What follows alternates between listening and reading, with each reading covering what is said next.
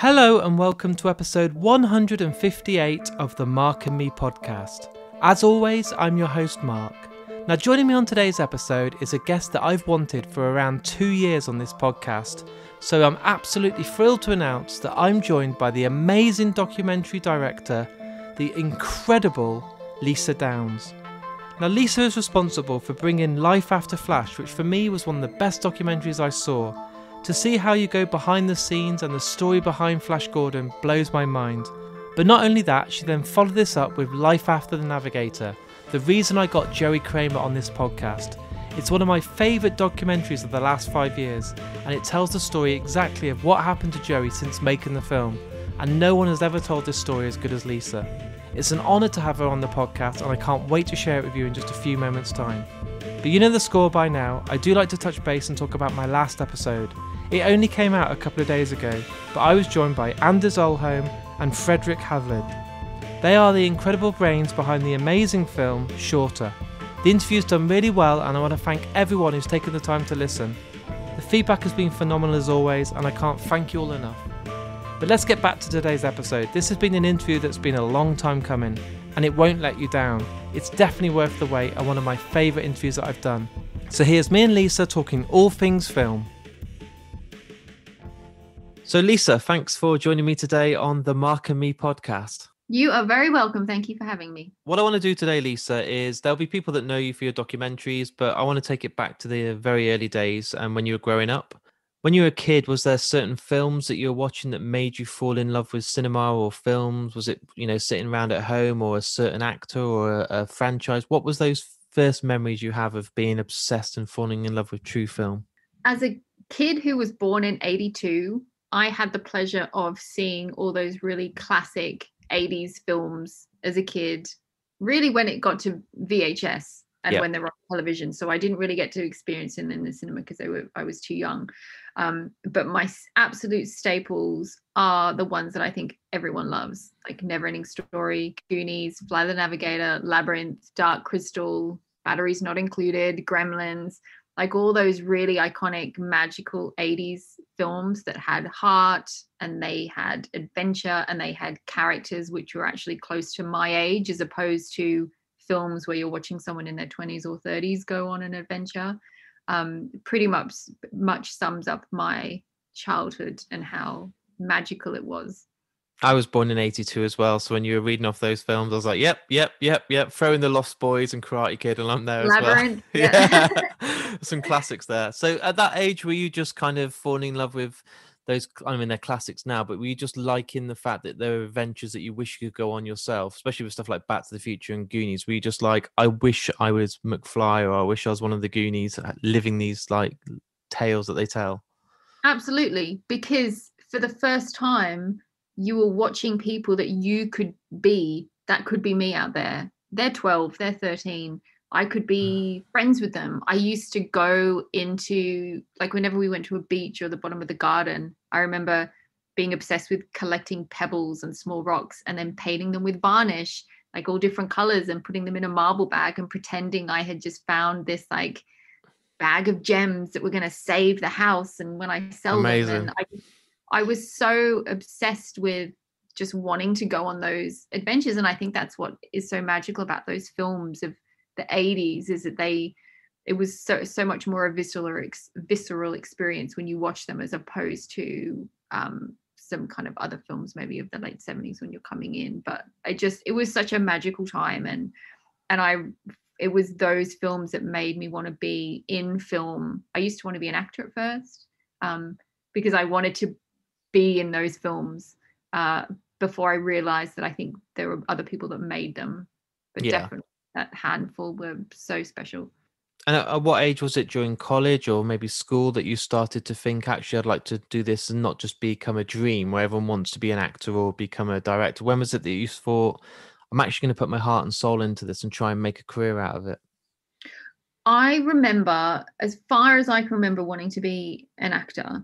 I used to collect all the magazines every time Oscar season was on, and I used to look at all the dresses. I had designed my Oscar dress when I was little, and it was the one that Ariel wears in The Little Mermaid with little pearl drop earrings, and I had kind of modeled that's how young I was. And I really just enjoyed acting for all through high school. And my mum had always said to me, look, I'm fully support you, but you have to have a backup career. So I thought, well, the best backup career to be an actor is to be able to write your own stuff, direct your own stuff, make your own stuff, have a bit more control. So I went and did a Bachelor of Arts in TV production in Australia. Well, I was living in Australia anyway, but country Australia. And it was during that time I realized that I was terrible as an actor. Wasn't my thing. I wasn't very good at it. You have to, you have to look good on camera.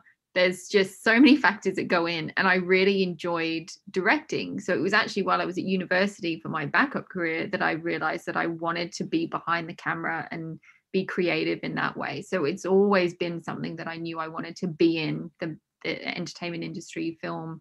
But directing came from actually being at university. And that's actually quite spooky. I normally ask guests that come on the show, did you have your family's backing? Because when you go off to university or college and you tell your parents you either want to become a rock star or you want to become an actor or a director, they're like, okay, son or daughter, but what about a real job? You know, are you going to become an accountant or, have a business degree to fall back on? You mentioned then you had like a bit of a plan B, but were your family supportive or were they kind of like, well, go and live your dream for a bit, but make sure you have something to fall back on? Always supportive. Yeah. I remember growing up and they just said, when you're winning that Oscar, buy us a house in Malibu. We want a house in Malibu. I haven't got it there yet, but I will get them a house in Malibu one day. But they were always just really supportive of do anything that makes you happy. They took me to drama classes and they really supported everything I did. And just said, have a plan B. It's not to say plan A isn't going to work, but just have a plan B. And it turned out my plan B was my plan A once I kind of delved into it a little more. And was it, I mean, you just said you delved into it. Was it a kind of a case that once you started to explore the options of directing, which is very different behind the camera than in front of it, did you just feel at home? Did you just feel that this was meant to be for you? You said you, in front of the camera, you had so much to kind of be aware of and you were conscious of how to look right and all this. Did you just feel once you stood behind the camera that it just clicked and it was like, this is for my kind of destiny? Yeah, I loved the feeling of being able to come up with something and create it.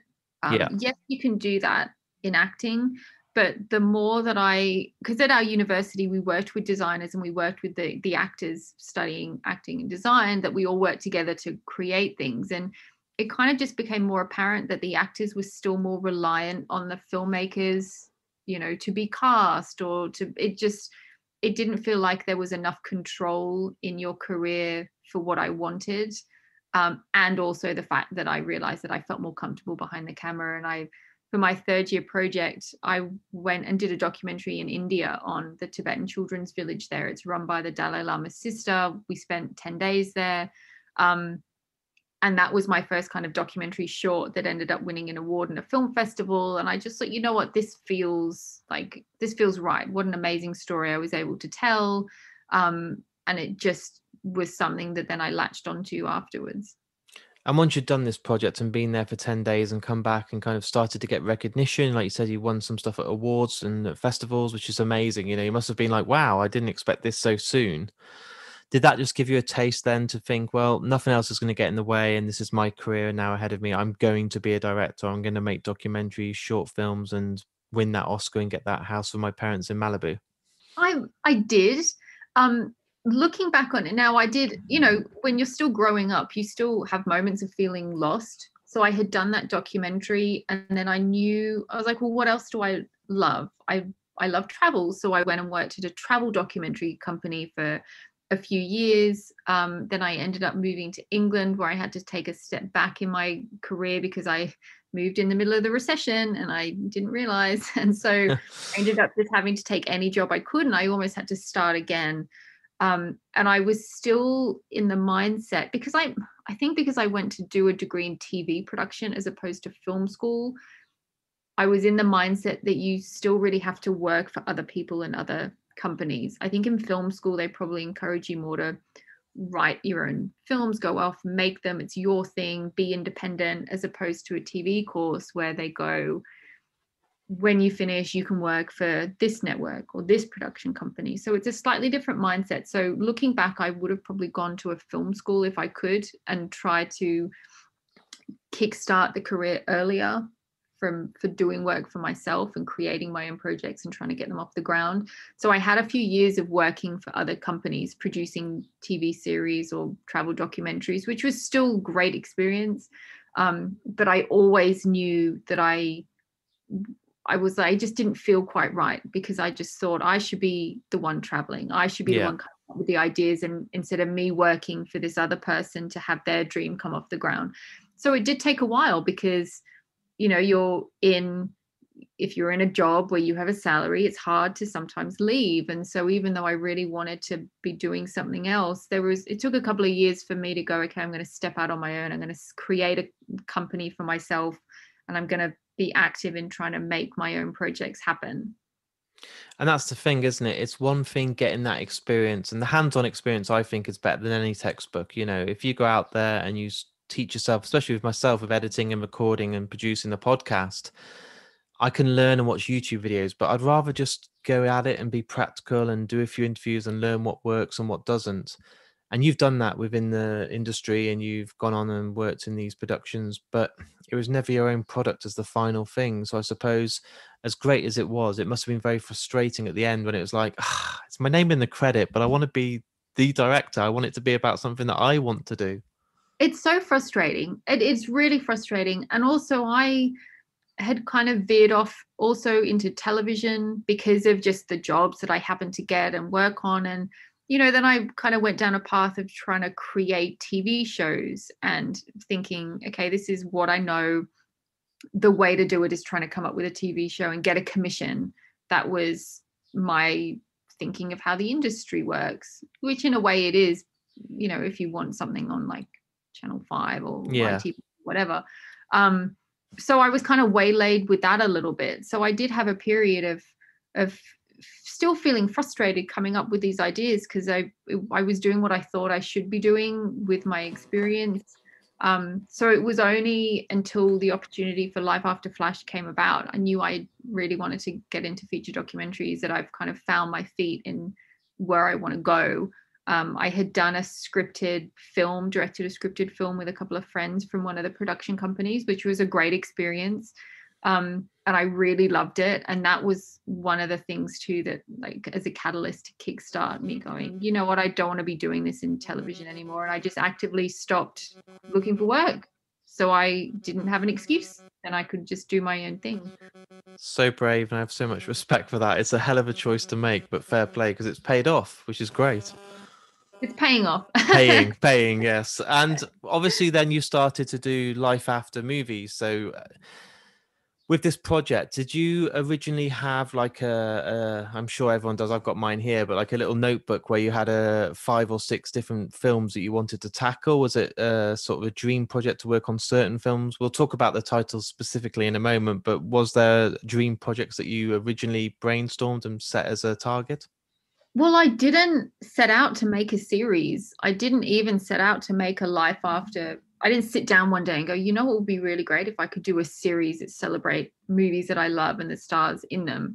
What do I want to do first? It really just happened organically that I was talking to a mutual friend who had worked with Sam on The Jump, which is a TV show in England.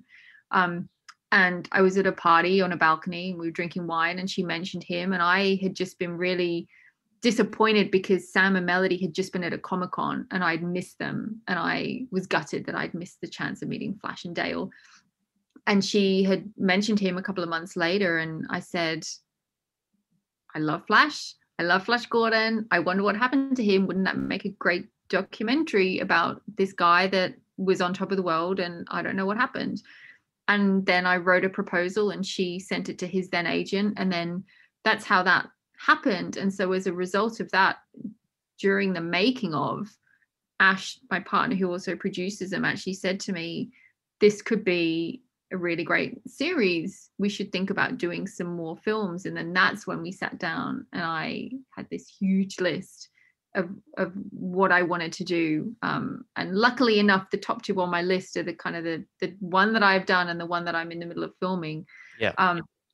But what it like, of course, you sit down and there's so many different films that you could do. I mean, the thing with Life After, there's so many different moving parts that it has to be not only the right film and a film that I love, because independent film, you put everything into it, blood, sweat, and tears, that you have to be passionate about it, but it has to be the right narrative of the lead actor, actress, whoever the human story is about. It has to be the right person. So there's a few moving parts, but definitely have a list. But like I said, it didn't start out being a series. It just fell into my lap and it became what it is. So with your debut of Life After Flash, and obviously you talked about how you were at a party and started talking about Sam, and it became quite a quick reality for you, because obviously it was an idea of missing someone at a Comic-Con, then, oh, I wonder what they're up to now, and then showcasing this as a documentary. At what point did it become like this greenlit reality of not just an idea and a bit of a dream project? When was it that you said you reached out and his agent and all this, but at what point can you remember that it turned to, oh shit, this is really happening? This isn't just a bit of a bit of a fun idea and a dream now. We're getting the crew together and this is going to be something we're going to actually make. The first moment I thought that, because I had also come from this position where I was churning out so many ideas and so many weren't eventuating for whatever reason.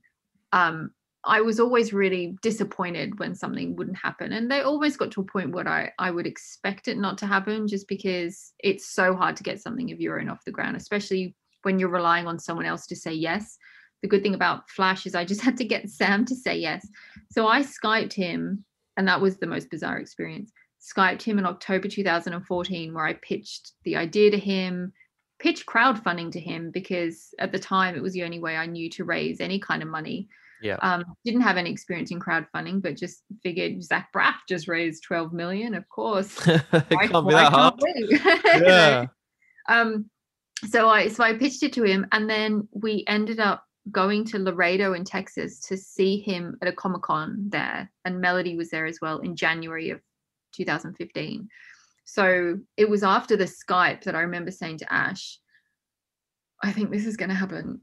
I think this is going to be, I think I was so scared. I said, I think this is going to be the project where it's going to happen. And he just said, you have to stop working on everything else you're doing and focus all your energy on getting this off the ground. So I went to Texas. We shot for like a week. We shot for a crowdfunding video. I launched the crowdfunding campaign on Kickstarter without any knowledge or any research. Realized that you need knowledge and you need research. And, I was asking for too much money and I hadn't built an audience. No one was seeing it. So it was a really hard moment where I, after a week, canceled the crowdfunding, had to repitch it to Sam and say, hey, look, we have to stop the crowdfunding, but this is what I've learned in the meantime. I need to give myself 6 months to build an audience. While I'm building the audience, I can be interviewing people in the UK, but I'll build an audience, do another crowdfunding round for 25th of the amount that I was asking for the first time, just to get me to the States. Let's do one crowdfunding round to get to the States. And so when I had that in the bag in Texas, it was still up in the air because of the crowdfunding and the fact that I had to repitch. I didn't know if it was going to work. It failed once. To get the money the second time, I didn't know if I could do it. But luckily, we had a couple of people come on board that were huge fans of Flash Gordon, came on board as EPs and APs. And it just kind of, you just do one thing at a time. Otherwise it's too overwhelming. So I would just do one UK interview and do another UK interview and do another UK interview. And then the story kind of found its way as I was interviewing people. It didn't again start out to be a celebration of the film. It was more of Sam's story. But to understand Sam's story, that starts from what happened on set, because that's a huge catalyst of where his life took him. So you really need to interview Melody if you're going to talk about his time on set, and you really need to interview Brian Blessed, and it just snowballed. And so to answer your question, after the Skype was when I knew that I had to focus on it. But even still, you don't know if you're going to finish it. You don't know what's going to happen. I don't know where the money's coming from. I don't know if Sam's story is going to be, I had friends saying to me, is his story dramatic enough? What's his story? Is it interesting? And I said, I don't know what his story is. I haven't talked to him about it yet. I Yeah. can't find it on Google, but I just have to hope that there's something there. And it just 4 years later kind of came together. And that's the thing, isn't it? It kind of unfolds while you're making the documentary. And I'm a big fan of documentaries. I watch stuff on Netflix and Amazon all the time. And there's some documentaries that take a complete turn while they're filming. So, there's stuff like King of Kong, where it's all about the video game industry. And they never set it up to be like this goodie versus baddie. But then it just happened that Billy Mitchell was this villain, and it really created this great story. But yeah, so Lamb of God then went off and did a documentary, and while they were on tour, unfortunately, one of the fans died. So it took a complete turn. But you obviously can't ever expect or have any expectations of what's to come from a documentary. And I suppose moving on to Life After the Navigator, that story, I don't even know where you'd start, because Joey Kramer's had such a eventful life where he's been like a roller coaster. He's had some really highs and real lows. Was that off the back of the Flash one, knowing that you wanted someone that you felt quite personal to, knowing that you had a big, love of the 80s films, especially Flight the Navigator? Was it something that you knew might have more into it because there was a bit of a news outbreak previously, or was it just because you had such a love for the film? It was kind of both, because the thing about the Life Afters is that I really wanted the USP. There's so many making of documentaries coming out. The USP I really wanted to be this human interest story where you just see the person beyond the character and you get to know them. And part of being independent is trying to take advantage of being in another country when you're filming. So I'm in the UK. So every time I'm in the States, I just think, what else can I be filming for while I'm here? Because I've paid for the airfare. Let's try and film 3 things at once, 4 things at once. So halfway through Flash, I actively started thinking about what I could do next. And instantly Flight of the Navigator came into my head. Obviously grew up with it, loved it. And I Googled Joey, as I think a lot of people do, when you do a deep dive in your film, and all you could see on his Wikipedia page was crime, stopped acting in 96, bank robbery. Yeah. And I just remember saying to Ash, I have to try and find him. I have to tell his story. I feel like there has to be something there. You don't just go from being this kid actor to going to jail. Something had to have happened. There's got to be more to the story. I would absolutely love to do a documentary on him. And from his Wikipedia, I saw that he was still in jail. So I was like, it kind of makes it easier to find him if I can find the jail that he's in and write to him, as opposed to someone that doesn't have any social media, that's kind of out and about in Vancouver. So it was definitely that. It was the fact that nothing had really been done on Flight of the Navigator before. Surprisingly, nothing had really been done on Flash Gordon before, which really helped.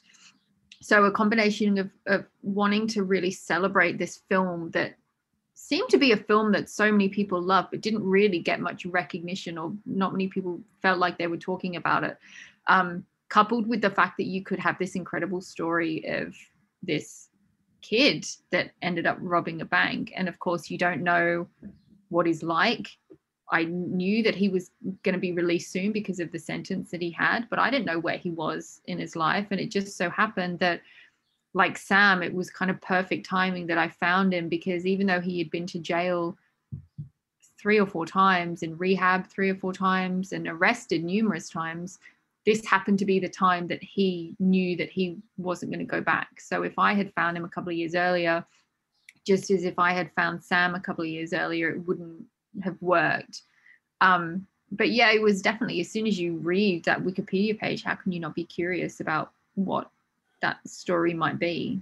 But again, you don't know where a documentary is going to go. So even when we started filming, I didn't know how it was going to end. I was fully prepared to, at a moment's notice, fly back to Canada in case he relapsed or in case he was arrested again. You just don't.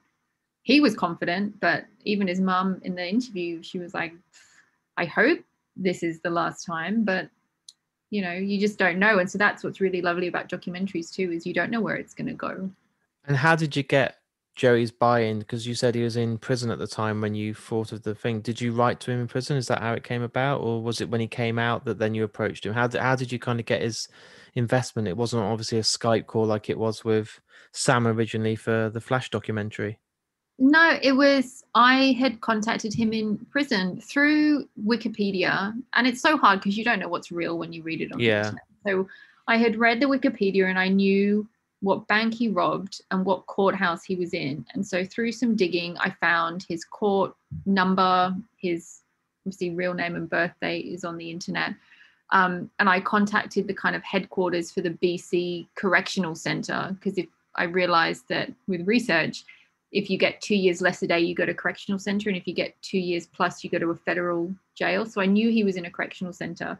And I just wrote to them and I called them and they said, what you need to do is send a message with his birth date and his real name. And we'll give him the message if the information's right. If it's wrong, it doesn't get to him, but you'll never know that. Wow. If he wants to get back to you, he will. And so you just kind of send a message. Then a couple of days later, his mum called me at like midnight. Wow. And she was like, she's so sweet. Joey's got your message, but he's having trouble with the phone, trying to call the UK. So he just wanted me to let you know that this is the address that you can write to him to. And so we just started writing to each other and we became pen pals with him in jail. And I wrote him this letter. You know, I didn't have anything to show at the time because we hadn't finished Flash, but I just said, look, this is what I'm doing. I'm such a fan of yours. I'm such a fan of the film. I would love to do a documentary with you, like fully collaborative. It's not going to be an expose, TMZ, where are they now? You know, you would be able to ensure that I tell your story how you want to tell it. I don't take you out of context. You know, I made him feel like that and because it was very collaborative. We talked a lot about what could go in it while he was actually in jail, and the idea of, he was saying, you know, I write songs, why don't we include some of my music in it? And it was just this really nice kind of, we developed a really nice friendship while he was in jail. And then when we went to see him, he'd been out of jail maybe 5 months when we saw him in person for the first time and met him. But by that point, we had kind of felt like we knew each other. So it came at the right time. He was wanting to do something as well at the time, and it all kind of worked out really well. What I really like about your documentaries, and the most respect I have, is that you're not that person who's trying to get a headline, or you're not trying to undercover, try and get some dirt on them. Because even when I'm doing interviews on the podcast, if the people have got a bad or shaded background and they've done something, even if you just want to talk about it to celebrate that they're no longer in that state of mind or they've come out of it, they always feel that you're trying to get that little headline like the Sun or the News of the World, scummy newspapers. And what I really loved about your documentary is it's more of a celebration of Joey and the fact that his life was bad. You didn't, ignore that, but you also, it felt like the trust was there between you two, and that's obviously now because you've been writing to each other for some time. But the first thing I noticed when watching the documentary is how comfortable he felt, how at ease. He wasn't putting on an act. He wasn't being, oh, I'm Joey from Flight the Navigator. He at times didn't come across well because that's the real him, and he's not got a huge amount to celebrate when his bad times have been there. And I think for him to be that open and that honest really is a massive kind of compliment to you as a filmmaker. Well, thank you. And that's one of the things that I think, the films wouldn't have turned out how they would if they weren't so open and honest. And with Sam, it was a slightly different approach. So I was trying this on Joey originally, but his emotions are so on the surface, which is why I think he can cry at a moment's notice, that it all just came out straight away. I think because we had that trust over writing. But with Sam, I took the approach and I thought, you know what, he doesn't know me. Why would he share all of his story? I don't even know what his story is. I'll start off with the first interview, just talk about the film, talk about how he got the role, talk about the other actors, really kind of top level stuff. The second interview, when we'd spent a bit more time with him, I'll go a bit deeper, how did he feel when that happened, talk about what happened with Dino, get a bit more personal. And with every interview, I just kind of went a bit deeper to see how we felt about it, how we reacted to it. There was one interview that we did, probably maybe the third or fourth interview, where he I had asked him about a sibling and he was quite closed off and shut it down. I was like, okay, there's something there, but I don't want to kind of pry yet. And it was actually when we interviewed all his family and friends that it was through them, because he had said to them, look, as long as you just tell the truth, I don't care what you say, just say whatever happened, as long as it's honest, I can't change the past. And it was through all the friends that they told me all the stories. And so I went back to Sam for the last interview and I said, look, this is what they talked about. It would be really great to talk to you about these points, his brother, his relationships. And he went up and talked to his wife the night before, and they both agreed that, to really connect with people and to show that if Flash Gordon can go to this point but then come back, it can happen to anybody. And so we came down the next day, and that's when we did that final interview where he really just was this open book. But it took a while to get there. You don't want to, it's so personal. You don't want to pry too quickly. And I had planned to use that approach on Joey, but it just all, with Joey, it just kind of all came out. That first interview was like 4.5 hours with him just sharing. But I just think with documentaries, it's not my story to tell. It's not my place to make them talk about stuff if they're not ready. And off camera, you can always say to them, hey, look, this is why I think we should talk about it, which is what we did with Joe, with his whole kind of sharing that photo where he didn't have any teeth. Yeah. That was a conversation with me, him and Randall, where it was like, well, we feel like for these reasons we should put it in. I said, let me just put it in, show you, see how you feel about it. If you're not happy, we can take it out. And Randall and I were both on the understanding that it shows where you've gone and how amazing this transformation. So as a result, we left it in. And so it has to be this collaborative effort, because it's not my place to be kind of telling people what they should and shouldn't share. And with something the way you said, the first interview with Joey was 4 hours plus. Obviously from there was a lot of following him around, meeting his family. With so much footage, I mean, I edit my own podcast, so it's an editor speaking to an editor, but how do you get to the point where you know what's going to make the final cut? Because there must be some absolute gold that is still not seen it, because you just couldn't release a 9-hour documentary as much as you'd love to. Does it sometimes feel really cruel on yourself and Joey that you've had to leave stuff out that would be brilliant, but you just physically can't fit it in anymore? Yes. Part of the reason why it was really important to me on my physical release to ensure that there was bonus footage too, because the bonus footage for me is my way of going, you know what, this doesn't work in the actual film, but it doesn't matter, I can still release it. So I'm not as precious about it being in the film, because then people can still see it.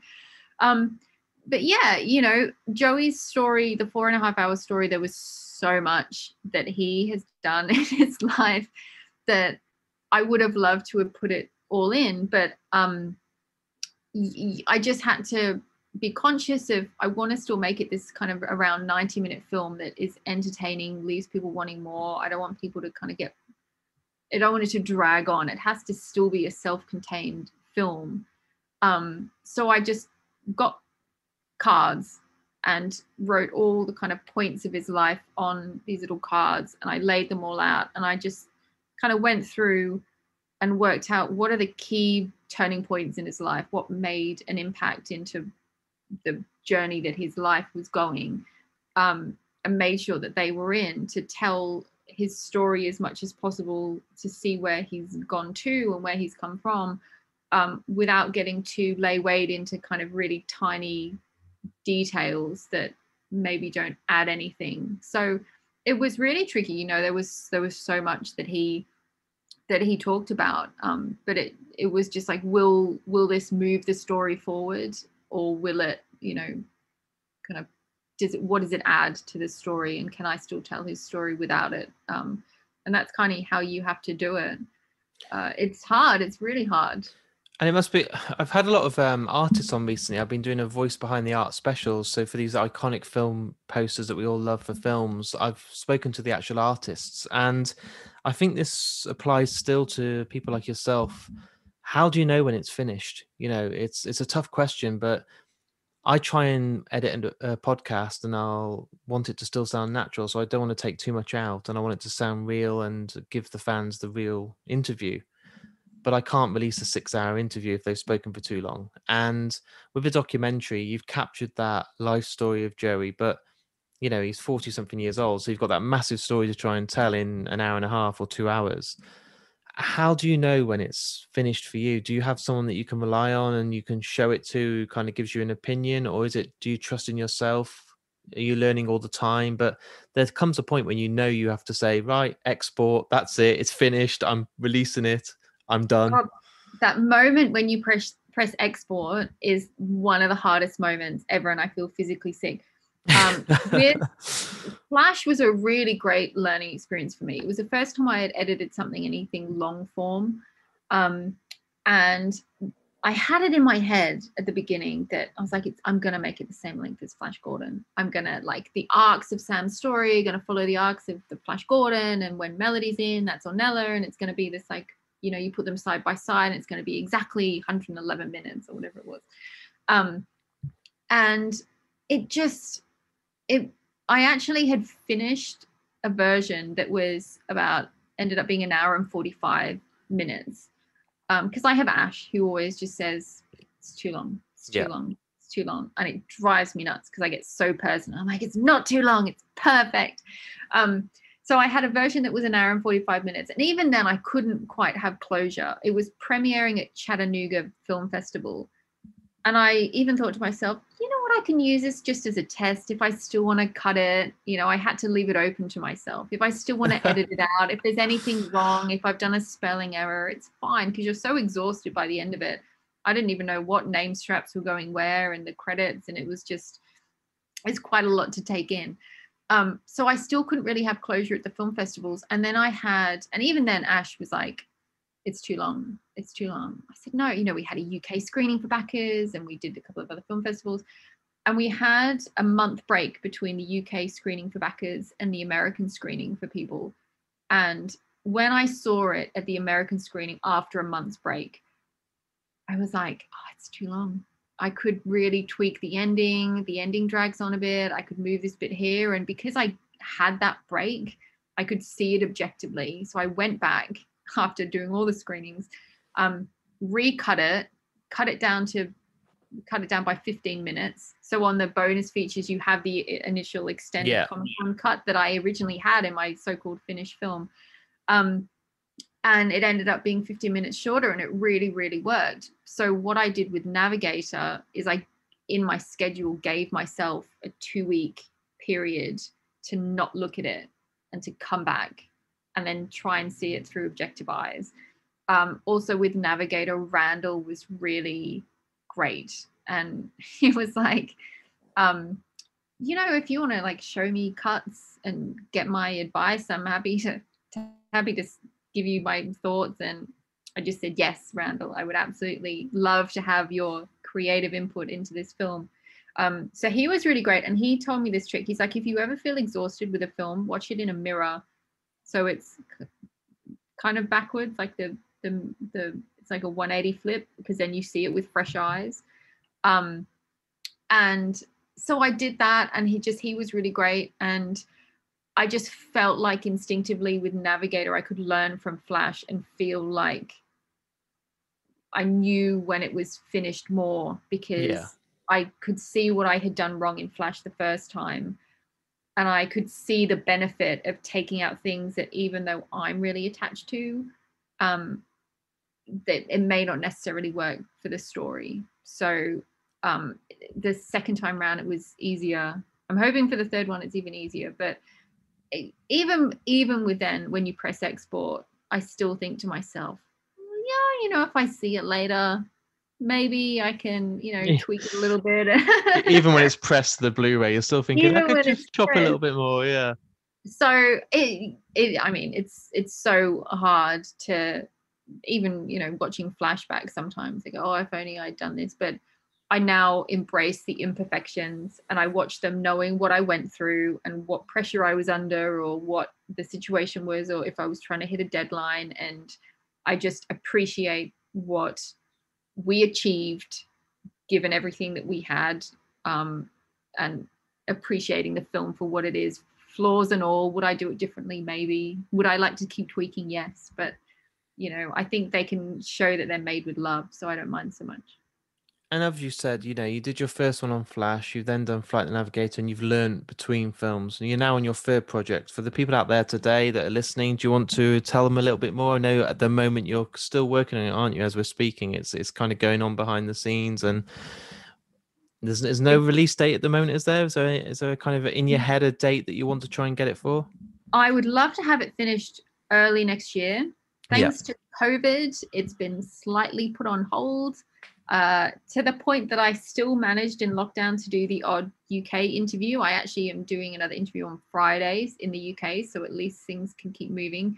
But it's Life After Atreyu on Neverending Story and Noah Hathaway. So I'm excited for travel to open up to the States so I can keep filming with Noah. We had a whole trip booked last April, 2 weeks after lockdown kicked in, so we had to push that back.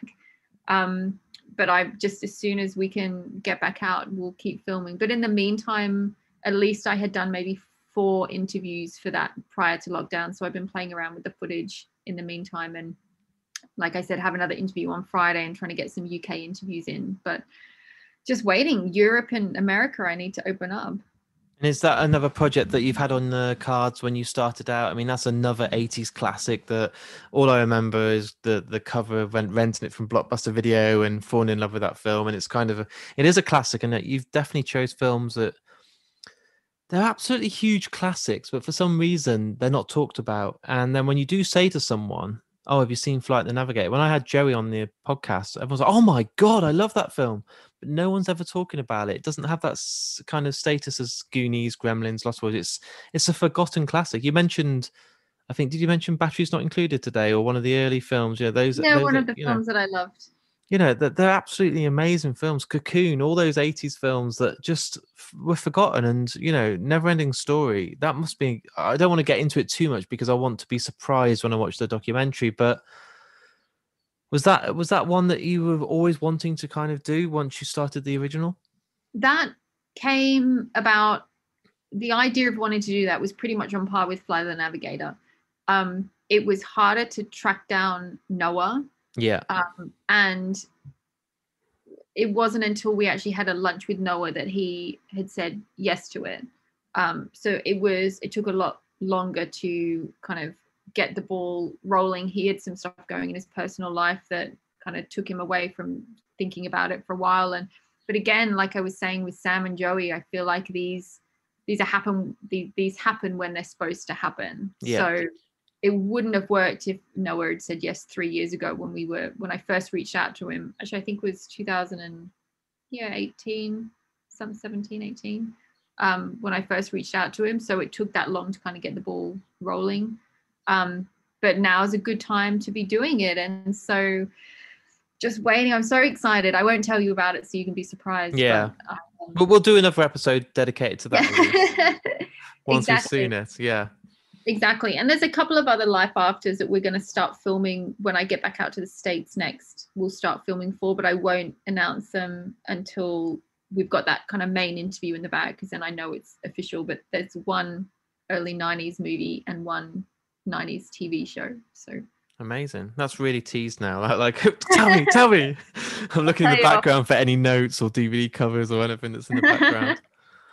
And what we do on this podcast is we have a lot of people that are at film school or that are wanting to get into the industry. And what I really find fascinating is the emails I get and the tweets and the Instagram DMs and stuff from people that say they find stuff inspiring because they want to make a documentary, especially when I did the King of Kong specials. With yourself, what advice do you give to those people that are listening that might not be at film school, that might not be fortunate enough to go to certain classes and are self-taught or wanting to get out there and produce their documentary? Because we can't kid ourselves. It's not easy, is it, to get into, and it's a tough process. But what advice do you give to those people? The great thing about doing something like a documentary is that there's so much access to equipment these days that getting your hands on a camera or an editing suite is not an excuse to not do it. No one is going to ever love your project as much as you love it. is what I've learned. You have to just live and breathe it. And if it means going out and being a one-man band just to make something happen, then just get a camera and start shooting. You don't have to, with a documentary, have to have a full budget. You don't have to have a full crew. There's no reason that you can't start shooting one day and then suddenly you're in production because you've officially started shooting. Just think, if you have a feeling in your gut that you have to tell a story and you can't sleep unless you tell it or make it happen, then you have to find a way to do it and just get out and do it. Even though there'll be setback after setback, delay after delay. I cannot begin to tell you how many setbacks there will be. Most often, another great piece of advice is know what you want to do with the film before you even start filming it. Is it just for you to watch? Do you want to get distribution? You have to film knowing what your end goal is, so you can factor that in.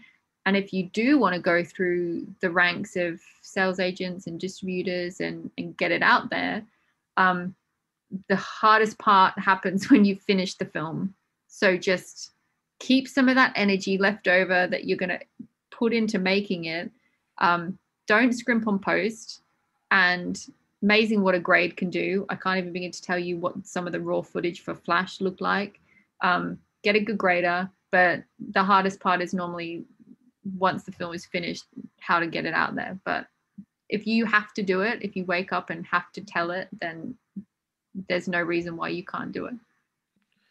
And my final question, and this makes the podcast quite unique, is that every person that comes on the show, if it's an actor, director, producer, a singer or a band, whoever's been on the show has always chosen the outro piece of music to the episode, so it makes it quite unique. Now, I'm going to put you on the spot because if I give you too long to think about it, you'll be there with a list of 20 songs that mean a lot to you. So it's something that comes to the heart, your head, your soul when I ask you the question, but it can be any piece of music or any song from a band, but hopefully has a meaning to you. Now, what I want to do is we do the outro, it's all wrapped up, it's edited, and then this song plays. What's a song that you think sums Lisa up and would be the perfect outro song for your episode? And it doesn't have to be film related. It can be any song. Whatever you want. And trust me, I've had Anthony Hopkins pick a 10-minute piece of classical music. I've had Mads Mikkelsen pick Elvis. You know, everyone has chose something different. There's never been a crossover yet, but it's something that I always like because it's personal to you and makes it a bit more unique. I can probably guarantee you no one has ever picked this, but this song sums up everything. My childhood, my teenage years. Hanson, Mbop. What a tune. So catchy. That defines, I can't even tell you the stories relating to that band. They are probably my favorite band ever. That's crazy. My teenage years would not have been the same. And I didn't even know what color my paint was on my wall. I had so many posters. That would be my song, hands down. I mean, I was hoping you're going to pick Powderfinger or Silverchair because they're like, Silverchair's my favorite band, but yeah, Hanson it is with Mbop. Sorry, we will pick Freak next time. Yes, that would be much better. That's a hell of a tune. I want to say a massive thank you for coming on the podcast. I know we've been talking for a while, and you know, since Joey came on, it was really crucial for me. And you've said it a couple of times on today's episode that it's all about timing. I think if I'd spoken to you before seeing the documentary, it would have been a completely different interview. And I'm glad I waited and got to interview Joey, then watch the documentary, and now speak to you. And your time really does mean a lot to me. And I can't wait to then have you on again and talk all about the future projects. And, you know, to know there's more in the pipeline, it's really exciting. And I think you've got an amazing career ahead of you. Well, thank you. At least I know there'll be one person buying my Blu-rays. I will make sure that people that listen to this know exactly where to go because, like you said, the extras on the Blu-ray themselves are incredible. And because now you can watch it on Amazon Prime, you don't get all those extras. You want to watch the outtakes, the stuff that never made the final cut. And that for me is as fascinating as the documentary. And you put your heart and soul into that. And that's why I love sort of the releases by John Carpenter and Kevin Smith. They put a lot of thought into the physical media, and unfortunately it's dying and everyone just wants to stream, but keep doing what you're doing because it's so important. Well, thank you. I plan to. So there's my interview with me, and the absolutely incredible Lisa Downs. She is an incredible person and I absolutely loved interviewing her from start to finish. It was a fascinating interview and a real insight to these incredible documentaries that she produces. And how great is it that we got an insight to what's coming up. Wow, I absolutely love The Neverending Story, so to know that this is going to be her next one blows my mind and I just can't wait. I want to say a massive thank you for Lisa for coming on the podcast, and it is an absolute honour to have you on. I want to thank everyone who's listening right now. It means a hell of a lot to me, and if you've really enjoyed today's episode, please share it on your social media. I say it on every episode because the power that this has is huge, and it literally costs nothing. Share it on your Facebook, share it on your Twitter, or share it on your Instagram. If you've enjoyed today's episode and you share it on those networks, you'll get more and more people seeing it, and hopefully more of those people will check out Mark and me. If you've really enjoyed today's episode, I also have a Patreon page. If you're new to Patreon and don't understand this concept, basically it's a site that you can go on and you can sign up there on markandme.com. There's a link on there, and each month you can pay as little as £1. This goes straight to the podcast to me to allow me to travel, do more and more podcasts, and host the podcast on networks like Amazon, Spotify and Apple. It doesn't come cheap, and all these donations that you give me every month via Patreon make a massive difference. But not only that, as a way of saying thank you, I have some great supporters of the podcast. The amazing guys at Vice Press give me amazing competition prizes every single month. Some of the best prints out there, signed artist proof prints, limited edition posters and much more. Not only that, Last Exit to Nowhere, who in my opinion are the best t-shirt company in the game, give me 2 incredible t-shirts every single month. Those go to my Patreons, and it's a way of saying thank you for supporting me. So if you've really enjoyed the podcast today and you want to say thank you, that's the best way you can support me. As I said, all the links are on markandme.com. I'll be back in only a few days' time with another brand new episode.